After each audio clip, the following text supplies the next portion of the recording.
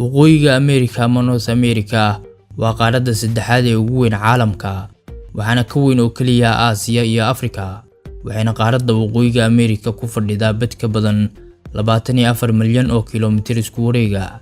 Dhanka kale waa qaaradda afraad marka la eego tirada dadka, waxaana ku nool qaaraddan ilaa 590 milyan oo ruux, waxayna in ka badan kala bar ku nool yihiin dalka Mareykanka oo ah dabcan dalka ugu dadka badan iyo midka ugu dhaqaalaha badan qaaradda.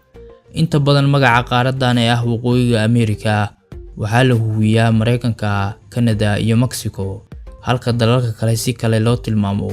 Sida aan ognahay waxaa jiraan laba qaarad oo la yiraahdo Waqooyiga America iyo Koonfur America.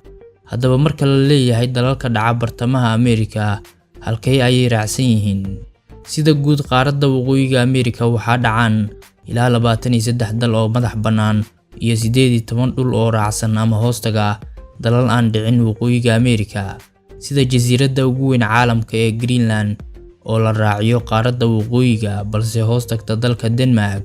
Dalalka dhaca qaaradda Waqooyiga America waxaa ka mid ah kuwa dhaca mantiqada la yiraahdo bartamaha America, waana 7 dal ee kala ah Belize, Guatemala, Honduras, El Salvador, Nicaragua, Costa Rica iyo Panama.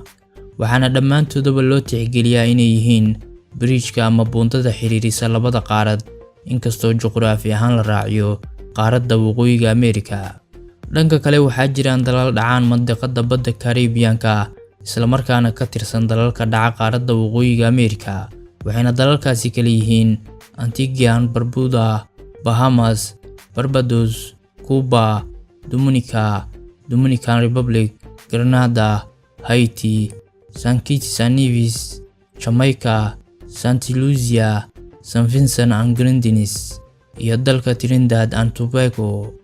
Markii ugu horeysay ay dadka gaareen Waqooyiga America waxaa lagu sheegaa 10,000 oo sano ka hor, markaas oo ay dadku ka tallaabeen badda Bering ee u dhaxaysa gobolka Siberia oo Ruushka ah iyo gobolka Alaska oo Mareykanka hoostaga, laakiin dhaca meel ka baxsan dhulweynaha Mareykanka, waana gobol uu Ruushka ka iibsaday.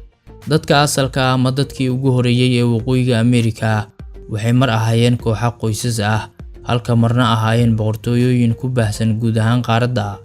Sahmiyaashii reer Yurub waxay si weyn ugu soo jihaysteen qaaraddan kadib markii uu gaaray saamiyihii lagu magacaabayay Christopher Columbus 1492, waxayna markaasi kadib qaaraddan ay martigelisay loolan dhanka awoodda ah oo u dhexeeyay Ingiriiska, Faransiiska iyo Spain. Ugu dambeynna qaaradda waxaa ka hirgalay ama ka samaysmay dalal madax bannaan. Dadka ka badan 500 milyan ee ku nool qaaradda Waqooyiga America intooda badan waa Kirishtaan. Luuqadaha ay ku hadlaana waxaa ugu tun weyn luuqadda Ingiriiska.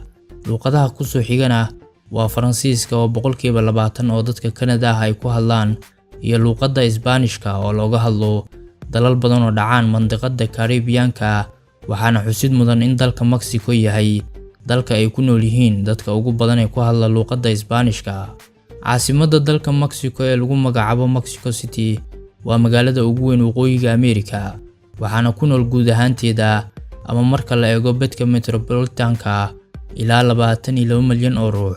3 magaalo ee ku soo xigana dhammaantooda waxay dhacaan Mareykanka, waana magaalooyinka kala ah New York, Los Angeles iyo Dallas Fort Worth.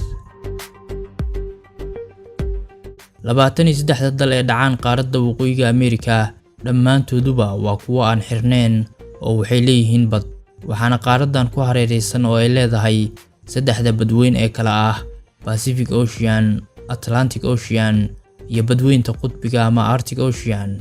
Dalalka qaaraddan waxaa ugu dhul weyn dalka Canada oo ku fadhiya bad ka badan 9 milyan oo kiiloomitir isku wareega. Mareykanka iyo Canada oo qaaraddan dhacaana waxay wadaagaan xadka dhuleed ee ugu dheer caalamka oo ay laba dal wadaagaan. Dalka ugu yar qaaraddan wuxuu dhacaa mantiqada Caribbean-ka, waxaana lagu magacaabaa St. Kitts and Nevis. Webiga ugu dheer qaaraddan waxaa lagu magacaabaa Missouri, waana mid ka mid ah webiyada dalka Mareykanka, wuxuuna maraa ilaa 7 gobol oo Mareykanka ah, wuxuuna dhirirkiisu gaarayaa ilaa 3767 kiiloomitir.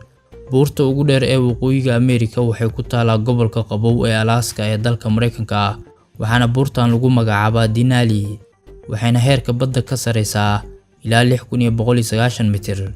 Harada ugu weyn qaaradan waa Harada Superior, waxayna ka mid tahay 5 haro ee la isku yiraahdo ama loo yaqaano Great Lakes. Harada Superior waa halka laga helo 10% oo biyaha freshka caalamka ah, waxaana wadaagaan oo wada leh Canada iyo Mareykanka. Barta ugu hooseysa ee Waqooyiga America waa dooxada lama deegaanka ah ee lagu magacaabo Death Valley, sidoo kalena waa mid ka mid ah meelaha ugu qalalan uguna kulul Mareykanka, ama sida rasmiga ah waa halka ugu kulul dalka Mareykanka. Xayawaanada qaaradan ku nool ee ka soo jeeda waxaa ka mid ah dubka bunniga ah, raccoon, moose, iyo jaguar oo ah midka kaliya ee ku nool Waqooyiga America marka la eego jinsiga Panthera ee ka tirsan qoyska Felidae. Sidoo kale waxaa laga helaa qaar ka mid ah xayawaanada ku dhow inay dabar go'aan, sida nooca la yiraahdo American bison, fiinmeerta mooska, iyo cougar oo sidoo kalena loo yaqaano libaaxa Ameerika ama libaaxa buuraha. Dalxiisayaal badan ayaa booqda dalalka dhaca qaaradan, waxayna inta badan tiigsadaan Mareykanka, Mexico, Canada iyo jasiiradaha dalxiis ee dhacaan badda Caribbean-ka.